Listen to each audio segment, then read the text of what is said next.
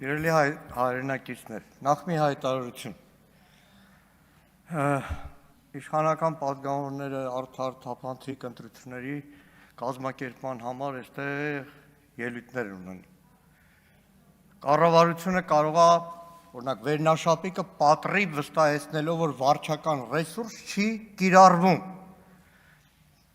1.5 ժամը, որ ազգային ժողովի շենքից դուրս եմ եկել, գնացել եմ Բագրատ Սրբազանի և 18 արդարների դատին։ Իդեպ դատը չկայացավ, գիտեք ինչի,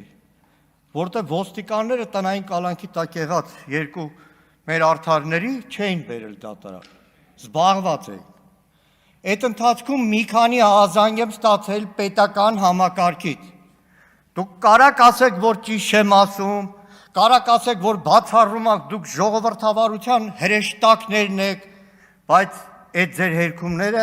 պետական համակարգի այսօր հազարավոր ծառայողներ լսելու են ու համոզված ասելու են, որ ճիշտ չեք ասում։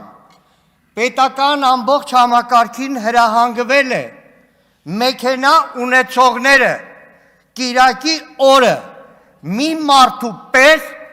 պետք է մասնակցեն ավտոերթին, կարաք հերքեք, կարաք ասեք ճիշտ չի, բայց ամեն պետական աշխատող լսելու է ձեր հերքումը ու ասելու է լավ ինչքան կարելի է ստել։ Իրականում ուզում եմ մանրամասն անդրադառնալ կառավարության գործունեությանը 21 թվականի կառավարության ծրագրին և 25 թվականի կատարողականով ուր ենք հասել։ Ու երբ որ ելույթս պատրաստել էի, հարցը հետևյալն էր. լավ, որ կառավարության գործունեությունը քննարկենք, կառավարության և կառավարության ղեկավարի որ ասածը հիմք ընդունենք, քանի որ անցնող 5 տարվա ընթացքում տարի չի եղել, կես տարի չի եղել, կառավարության նիստ չի եղել, քառօրյա չի եղել, որ Նիկոլ Փաշինյանը հերքի ինքն իրեն։ Ամեն հայտարարությունից հետո, երբ որ դու պատրաստում ես փաստարկներ բերել, հակափաստարկներ ներկայացնել, մինչև դու պատրաստում ես, մեկ էլ հաջորդ անգամ լրիվ Հարություն Աշճյան հակառակն է։ Սիրելի հայրենակիցներ, այս տարի այս կառավարության գործունեությունը ավարտվում է։ Այսօր Նիկոլ Փաշինյանը նոր մի բանով փայլեց։ 21 թվականին հավատացել եք իրեն, հավատացել եք, որ խաղաղություն է լինում, հավատացել եք այն թեզին, որ այդ տեսեք ես քխնդիմությունը գալու է ու պատերազմա լինելու, հավատացիք, գնացիք, քվեարկեցիք, ընտրեցիք կառավարություն, ստացաք 22 թվականի պատերազմ, 23 թվականի ռազմական գործողություններ, 23 թվականի սեպտեմբեր 19-20-ի ադրբեջանական ագրեսիա, խաղաղության բերողի իշխանության ժամանակ, մեկ էլ այսօր եկել է Նիկոլ Փաշինյանը, ձեզ ասում է, գիտեք, այն ժամանակ ձեզ խաբել եմ, հայ ընտրողներ, այն ժամանակ 21 թվականի իբր խաղաղության նախընտրական ծրագրով, որ եկել ձեր քվեն եմ մուրացել, էդի խաբել եմ ձեզ, մատս խաչ եմ արել, որտև ինչու ասում, պսևդո դաշնակցական նախընտրական ծրագիր եմ գրել։ Այսինքն հիմա 26 թվականի ընտրություններին, որ Աստված մի արածե և դժվար թե, ընտրվեք, 5 տարի հետո գալու եք, ասելու եք սիրելի ժողովուրդ, այն ժամանակ էլ պսևդո ադրբեջանական նախընտրական ծրագիր եմ գրել, որ մի հայտարարությանը հավատա, Արցախի հարց, աշխարհում Հայաստանի տեղի հարց, Թուրքիայի, Ադրբեջանի հետ հարաբերությունների հարց, այս տարիների ընթացքում այնքան հակասություններով, այնքան իրարամերժ հայտարարություններ արել, որ դրանք շատ ավելի վատ են, քան այս 4-5 տարիներին Նիկոլ Փաշինյանի փոխած տարբեր անճոռնիկ գլխարկների քանակը։ Ամեն անգամ նոր մի գաղափար, որ ի հայտ է բերում, այնպիսի չկմեղանքով, այնպիսի խեղճությամբ, թե գիտեք, այն ժամանակ այդքան ես տեղեկություն չունեի, այն ժամանակ այդքան լուր չունեի, հիմա նոր մտածել եմ, հասկացել եմ, ու ամեն անգամ վերջին ճշմարտությունն է ասում։ Հետո կարճ ժամանակ հետո այդ վերջին ճշմարտությունը ձևախեղվում է։ Նայեք, Հայոց ցեղասպանության թանգարան ինստիտուտի տնօրենին անօրինական գործից ազատելուց հետո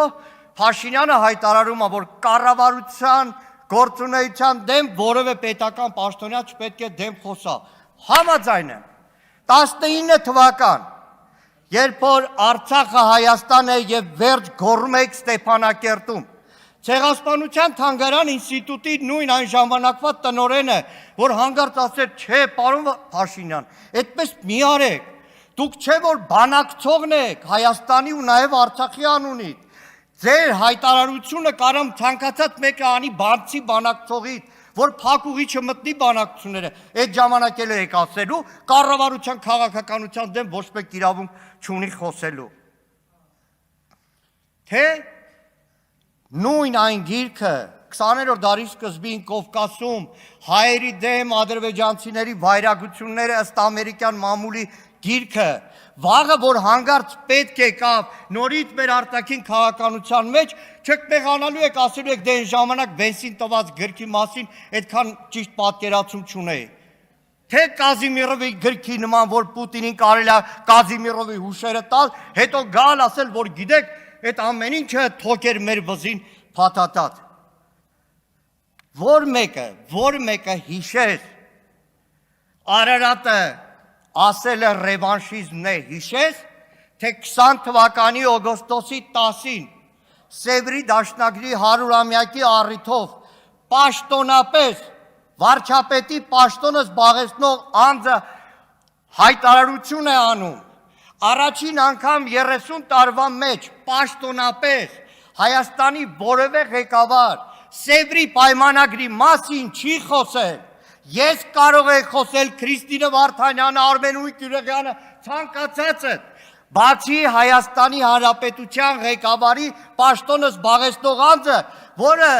5 տարի հետո գա, արդեն մենակ Արարատ ունենալը համարի ռևանշիզմ։ Հիմա Նիկոլ Փաշինյանը որպես հաշվետվություն հայտարարում է, որ մայիսի 28-ին 22 թվականից հետո ձեռք բերված տեխնիկան ցուցադրելու ենք։ Մինչև հիմա էլ չհասկացանք, դա շքերթ է, ռազմական շքերթ է, ցուցադրություն է, ու ինչու 22 թվականից։ Ավարտեմ նոր տիկին կար։ Ինչու 22 թվականից։ Դրանից առաջ ձեռք բերվածը, այդ ձեր ձեռք բերվածը չի, կամ Հայաստանի զինված ուժերի եղած սպառազինությունը, Հայաստանի զինված ուժերի սպառազինության մաս չի, այդ տրամաբանությամբ եկեք սպառազինությունը ներկենք, օրինակ մինչև 22 թիվ գնվածը ներկենք սև, 22 թվից հետո գնվածը ներկենք վարդագույն, կամ ապրիլի 7-ը մինչև 18 թվին ծնվածներին չշնորհավորենք, 18-ից հետո ծնվածներին շնորհավորենք։ Բայց հիմա այդ ցուցադրությունը, որ անում եք, այդ ինչ փոխվեց։ 2 ամիս առաջ լրագրողներին նստած են վերևը, գաղտնիության դոստուպով տանում էին, ցուցադրում էին այդ սպառազինության տեսակները, դեռ անուններն էլ փոխած, որ թշնամին հանգարց չիմանա։ Ինչը փոխվեց։ 2025-ի նոյեմբերին հայտարարում եք, որ այո, միգուցե լավ լինի ռազմական շքերթ, բայց դա շեղում է մեր խաղաղության օրակարգից։ Հիմա խաղաղության օրակարգ չկա, որ այդ ցուցահանդես ասեմ, յարմրկա ասեմ, շքերթ ասեմ, թե ինչ ասեմ, որ իրականացվելու է։ Թե կա նախընտրական մթնոլորտ ու դրա համար կարելի է այս մի հարցում շեղում արձանագրել։ Թե մայիսի 28-ին ինչ ելույթ եք ունենալու, որտեղից հավատա հայ ընտրող այդ ելույթի բովանդակությանը, մայիսի 28-ին Հանրապետության հրապարակում, չէ որ հայ ընտրողը, Հայաստանի քաղաքացին Նիկոլ Փաշինյանի ելույթ լսել է նաև 2020 թվականին Սարդարաբադյան հաղթական այդ շքերթի ժամանակ, տասնյակներով մարտական խաչ բաժանելու ժամանակ, որ մեկին հավատա հայ ընտրողը, որ մեկին, բայց նորից դիմում են պետական ծառայողներին, հարգելի պետական ծառայողներ, Դուք հո լավ գիտեք, ինչքան էլ այստեղ իշխանությունը հերքի, որ ձեզ չեն պարտադրում։ Շնորհակալ եմ։